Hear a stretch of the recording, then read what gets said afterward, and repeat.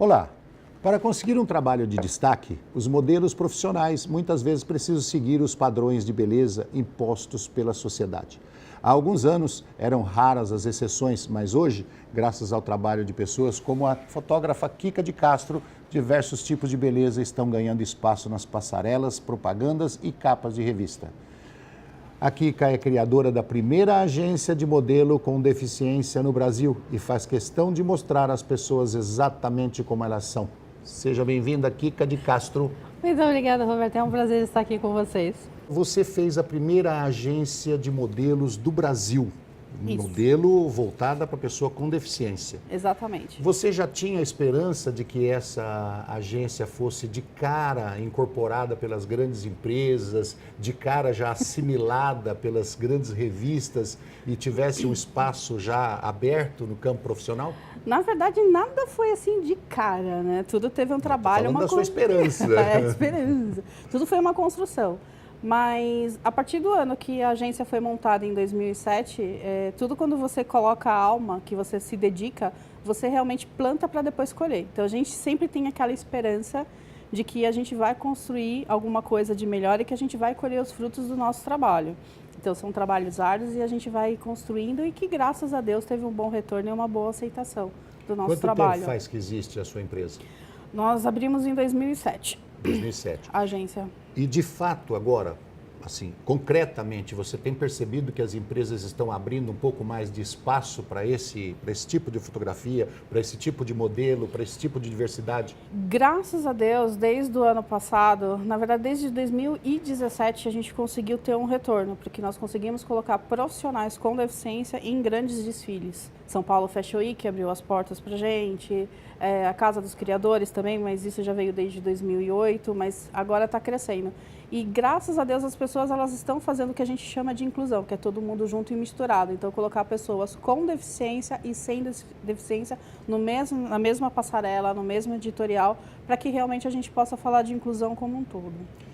Você sabe que toda vez eu olho passarelas, eu olho desfiles de moda e eu vejo o seguinte, sempre a mesma característica, sempre aquele corpo fino, retilíneo, alta. Quem é que impõe isso? São os costureiros? É mais fácil para ele fazer roupa? São as empresas de moda? É mais fácil para ela produzir isso em alta escala? O que impede? O que realmente força esse modelo no mundo? O mercado, ele vem de uma da década de 60, que vem justamente com esse tipo de padrão de beleza, que você tem que ser magro, alto, loiro, de olho claro. Então, isso realmente a moda ela vai criando seus nichos. E para eles é uma coisa assim, eles chamam de padrão de beleza porque a moda, como qualquer outro tipo ela acaba sendo um produto, ela precisa ser consumida. Então, quando você coloca na passarela, você precisa ter uma coisa, eles acham que aquilo é um cabide. Eles chamavam as mulheres magras de cabide. Então, colocou, então está desfilando. Não era aquela coisa assim. Então, e por ser referência, você estava colocando a roupa, acaba voltando isso para moda, para beleza. Mas, então, mas isso é imposição de quem? Do meu próprio mercado. De um mercado ditador que ele quer fazer com que as coisas elas sejam segmentadas. Só que assim, eles querem vender um produto para um consumidor que, teoricamente, seria único. Por exemplo, quando você está no supermercado, você vai consumir alguma coisa de publicidade, você tem que se aproximar do seu consumidor, a representatividade. E quando você vai ver, nós não temos a representatividade de nada na passarela.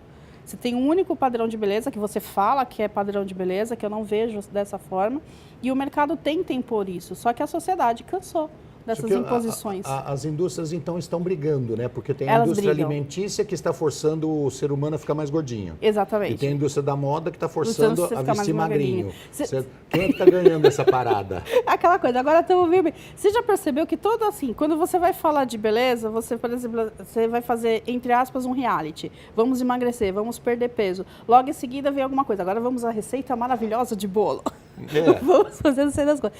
Preciso emagrecer porque é questão de saúde, mas aí daqui a pouco vem. Então, assim, é contraditório. Então, cada qual tenta vender seu peixe. Se você for ver, quando nós falamos de beleza, você tem que ver que cada época tinha o seu padrão. No Renascimento, as mulheres acima do peso, as plus fives, era o alvo. E hoje ela está voltando para isso. Por quê? Você precisa sobreviver. A moda precisa de consumidores. Se você não vender... Mas aí tem um risco também, viu, Kika? Eu estava pensando aqui, tem um risco. Tem. Porque se a moda mudar, né? Ela acompanhar o padrão gordinho, vamos colocar assim, acompanhar o padrão fofinho, né? Vou chamar de gorda mesmo, O não tem problema. que que vai acontecer? As mulheres, de uma maneira geral, as pessoas, de uma maneira geral, vão começar a achar que está dentro da moda, dentro do padrão, e vai perder aquele pique, aquela vontade de emagrecer, de fazer exercício, de ir para uma academia. Não. E isso todo mundo sabe que não é bom para a saúde. Se E aí você- o que acontece? Se a moda tende a acompanhar isso, as pessoas vão começar a achar, não, tô dentro. Não, na verdade, assim, quando nós falamos de qualidade de vida, você tem que saber aquilo que você come, aquilo que você está fazendo. Atividade física, ela faz parte disso. Então, você tem que saber tudo para você ter realmente uma boa qualidade. A moda em si, ela não está acompanhando o consumidor nesse sentido. Só que acontece que ela precisa aceitar a diversidade. Às vezes, por exemplo, no meu caso, eu sou acima do peso, porque eu fiz as minhas escolhas. E as minhas escolhas são escolhas erradas. Mas eu não vivo sem a minha batata frita. Tem uma cobrança dos consumidores Tem, em cima da indústria da moda? tem, direto. Quando você fala... Porque as lojas, a indústria de confecção, ela está na dela, né? O que Tá. vender está no... Mas Tá no os lucro. consumidores finais, eles estão cobrando? Estão cobrando e estão cobrando direto. A gente está assim fazendo, porque você tem que lembrar que quando você fala de humanidade, não é todo mundo igual. Não é todo mundo no mesmo padrão. Existem os altos, existem os baixos, existem os gordos, existem os magros, existem os brancos, existem os negros. Deficientes, Existem os os deficientes. cadeirantes, que são lindos. Maravilhosos. Então, assim, você tem que lembrar que a moda, ela serve para, às vezes, por exemplo, se eu for numa loja comprar um tubinho, eu não vou ficar legal de tubinho. Mas se eu comprar um vestido mais largo, eu vou ficar bem.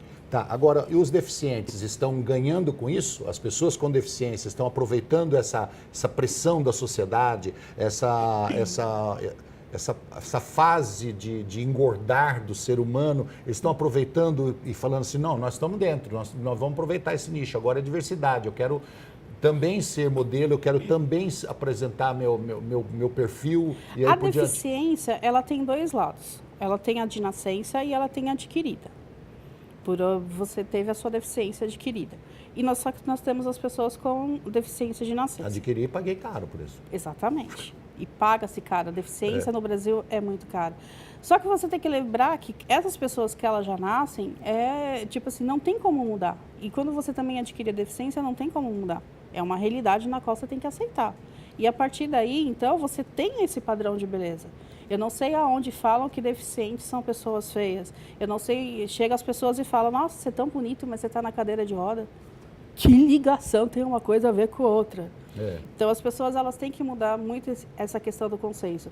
E as pessoas com deficiência, elas precisam de uma acessibilidade.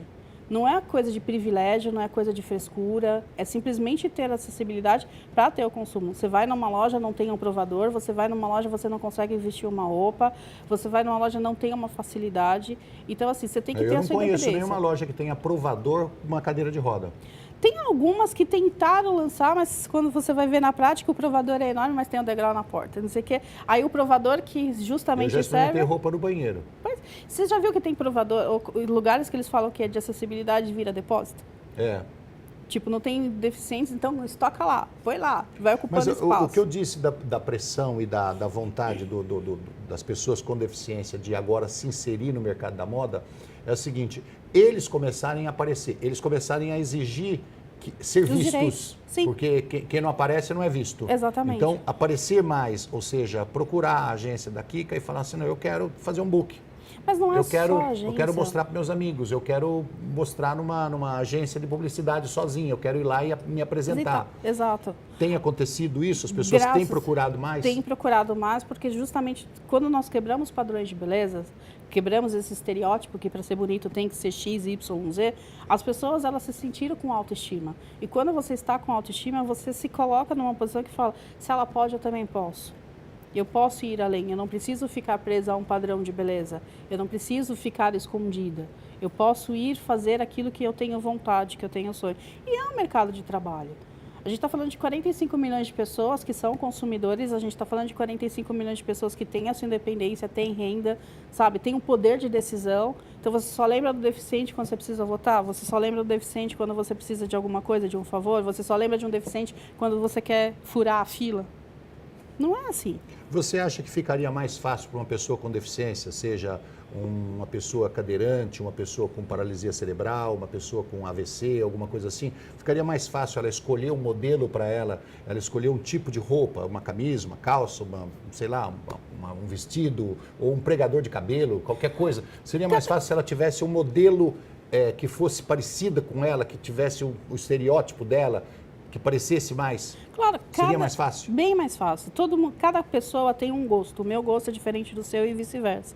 Cada qual tem esse poder. Então, você chega numa loja, você quer comprar uma coisa que você se sinta bem. Você não vai comprar uma coisa só porque você viu na revista. Ah, aquilo está na moda, então eu sou obrigada a usar. Sabe? Mas não fica legal. Ah, eu gosto de X, mas eu vou comprar Y porque a mídia determina. Não, você tem que colocar a sua imposição. As pessoas, elas estão ligadas para isso. E assim, quando você fala de moda, de beleza, pelo menos as minhas modelos, as minhas agenciadas, elas estão estritamente vaidosas. Elas não aceitam qualquer coisa. Quando você fala de moda inclusiva, roupas adaptadas, elas são as primeiras a levantar a mão e falar assim, eu não visto isso. Isso não é bonito. Sabe, eu quero mais do que isso. Eu quero me sentir bonita. Eu quero ter as mesmas coisas, eu quero me sentir, não quero só vestir um moletom, não quero só vestir uma roupa larga, não, eu quero uma coisa que seja de acordo com o meu padrão e o meu gosto, acima de tudo. Isso está influenciando mais as pessoas a saírem nas ruas a partir do momento que elas começam a ver mulheres bonitas, deficientes, bem vestidas, bem perfumadas, com a cadeira de roda bem trabalhada, desfilando na rua, andando simplesmente na praça ali, ela incentiva as outras pessoas a saírem para a rua? Claro, quando você vê, você tem uma representatividade, você vê uma pessoa, você fala, nossa, se ela pode, por que eu não posso? E as pessoas, elas acabam tomando coragem de realmente enfrentar esse preconceito todo, de ir ali e dar a cara a tapa. Okay. Quando a gente fala de sair, a gente às vezes tem o problema de não conseguir sair porque a nossa calçada tem buraco. Tem a falta de acessibilidade. Aí você fala, mas eu vou ficar dentro de casa por causa disso? Não, se eu não mostrar que eu existo, nunca ninguém vai prestar atenção e nunca ninguém vai arrumar esse buraco. Se eu não mostrar que eu existo, nunca ninguém vai se preocupar com o meu tipo físico. Nunca ninguém vai me dar atenção. Ok. Nós estamos conversando com a Kika de Castro, que é fotógrafa, fundadora da primeira agência de fotografia e publicidade para modelos com deficiência no Brasil. Nós vamos para o rápido intervalo e já voltamos.